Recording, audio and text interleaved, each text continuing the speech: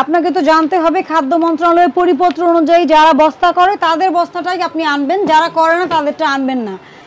এই জিনিসটা কেন করে না? উৎপাদনের তারিখটা দেয় না এবং মিলগেট মূল্য দেয় না, কারণ মিলাররা চাল মজুত করে, সেটাকে আপনারা সহযোগিতা করেন। তারপরে হচ্ছে আপনার ট্রেড লাইসেন্স, এগুলো বের করেন।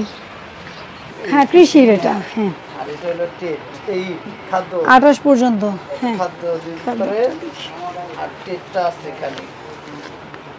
30/6/25 পর্যন্ত এটা। সেটা তো লাইসেন্স নবায়ন করার নিয়ম হচ্ছে শেষ হওয়ার আগে শুরু করতে হয় প্রসিডিউর। না আসলে আপনাকে যেতে হবে, ওনাদের আসাটা কিন্তু কাজ না, আপনার নেওয়াটা হচ্ছে কাজ। তো এই অনুযায়ী আপনার কিন্তু লাইসেন্সের মেয়াদ শেষ। আজকে কয় তারিখ? 13 তারিখ। 13 দিন হয়ে গেছে আপনার লাইসেন্সের মেয়াদ শেষ। একদিনও আপনি অবৈধ, একদিনও করলে এটা বাইরে অবৈধ। আপনার কি মিলারদের সাথে চুক্তি নাকি যে কিনে নিয়ে আসেন? ওনারা বানিয়ে রাখে, আমরাও দাম করে তারপরে নিয়ে আসি। আচ্ছা, নিয়ে আসেন। আপনার চালের বস্তার রেট আছে? মিলগেট মূল্য নাই? কেন নাই? আমাদের এভাবে দেয়, আপনি এভাবে আনেন, আপনি কথাটা এভাবে আপনাকে বলতে হবে, আপনি এভাবে আনেন। এই খাদ্য মন্ত্রণালয়ের পরিপত্রটা দেন। পরিপত্র এইটা খাদ্য মন্ত্রণালয়ের পরিপত্র 21 ফেব্রুয়ারি 2024 সালের।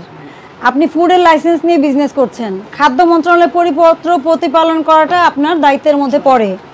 একটা বস্তার গায়ে কি থাকতে হবে এটা এখানে স্পষ্ট হয়ে বলা আছে। এটা 14/4/2024 থেকে বাস্তবায়ন হয়েছে। হ্যাঁ, এখন আপনাদের ধামরায় মিলাররা আছে।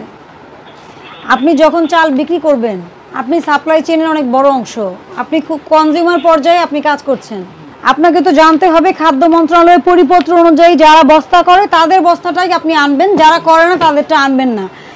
এই জিনিসটা কেন করে না? উৎপাদনের তারিখটা দেয় না এবং মিলগেট মূল্য দেয় না, কারণ মিলাররা চাল মজুত করে, সেটাকে আপনারা সহযোগিতা করেন। তাহলে ভোক্তা অধিকার সুরক্ষিত হবে এমন কাজই আপনাকে করতে হবে।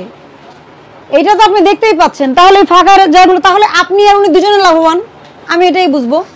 আপনি এবং উনি দুইজনেই লাভবান, কারণ ডেটটা লিখে না দিলে আপনার জন্য সুবিধা, প্রাইসটা লিখে না দিলে আপনার জন্য সুবিধা। কারণ মানুষ যখন দেখবে মিলগেট 1800 টাকা রেট, আপনি তো খুব বেশি এটার উপর লাভ করতে পারবেন না। তাহলে এখানে আপনারা কখনোই বলবেন না যে শুধু মিলারের কারসাজি, এটা আপনাদের সবার একটা চেইন। তাহলে এই যে এই জিনিসটা প্রিন্ট করার মানে কি? আচ্ছা, এটা কমন না প্রিন্ট করে রাখছে, ধরেন 1000 বস্তা করলো, কিন্তু বের করার সময় আপনাকে সিল দিয়ে দিবে তো, আপনাকে সিলটা দিয়ে দিবে তো। আপনি জানেন না যে চালের জন্য সমস্যা তৈরি হচ্ছে, অযথা বলতেছে ধানের দাম বেশি, কোনো কিছুই না, চাল মজুত করে রাখছে।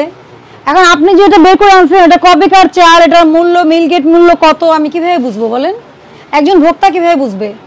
খাদ্য মন্ত্রণালয়ের লাইসেন্সটা আপনি 16-14 দিন হয়ে গেছে, এটা আগে করতে হয়, শেষ হয়ে যাওয়ার 1 সপ্তাহ আগে বা 15 দিন আগে প্রসেস করবেন, তাহলে শেষ হয়ে যাবে।